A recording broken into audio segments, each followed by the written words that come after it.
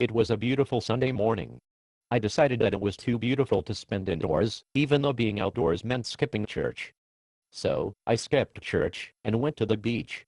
I slathered on some sunblock, stretched out on my air mattress, and pushed out from shore. The sun was warm but not hot.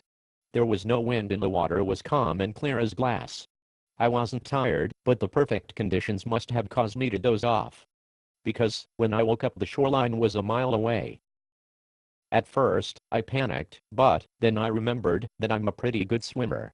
And besides, I wouldn't have to swim. I had an air mattress to keep me afloat. So, I began paddling back to shore. I knew I would be at this process for some time.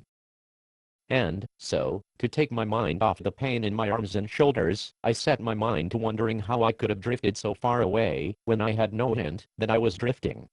My first thought was that this was God's punishment to me for skipping church. No, I thought. I'm a believer. God doesn't punish believers. He took our punishment for us. But God sometimes lets us suffer the consequences of our own actions, to teach us a lesson. But what lesson could he? Then it struck me. What I was going through was just an abbreviated version of my life as a Christian. My drifting was just as imperceptible as the water current that caused me to drift away from the shore. I had drifted away from God exactly the same way I had drifted away from shore. By doing nothing. I couldn't even remember when it started. But my Christian life had decreased and decreased until skipping church was now just another option, like a TV channel.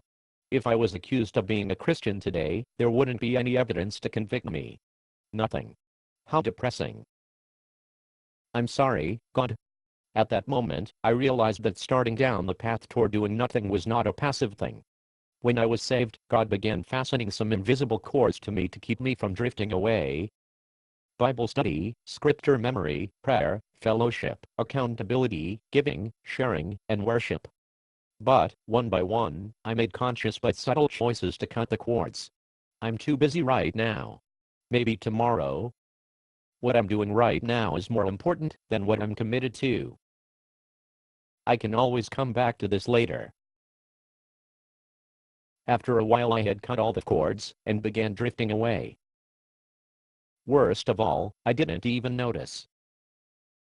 Then, it occurred to me that, if backsliding was anything like drifting on the water, coming back to Jesus would require more effort than being saved in the first place. Then, I had one of those moments that I call drifting away from God may be like drifting away from shore on an air mattress. But coming back to God requires only one step, because God does all the work. The only question was, what was that step? Another nothing. Just as God does all the work to save me, God does all the work to keep me from drifting away. The single step I must take is to commit to doing nothing. Nothing to cut the cords, nothing to make excuses, nothing to rationalize rebellion and disobedience. Another nothing. I'm not even strong enough to do nothing on my own. Lord, help me to do nothing to hinder the cords that keep me from drifting. Well, to make a long story short, I made it back to shore. But I guess that's no surprise to you, since I'm here. So, while I'm here, I just want to leave you with one thought. Doing nothing is hard work and you can't do it without help from God. Ask God to help you to do nothing to hinder His work in you. Based on a play by Bob Snook. Conditions for use: do not sell any part of this script, even if you rewrite it. Pay no royalties, even if you make money from performances. You may reproduce and distribute this script freely, but all copies must contain this copyright statement.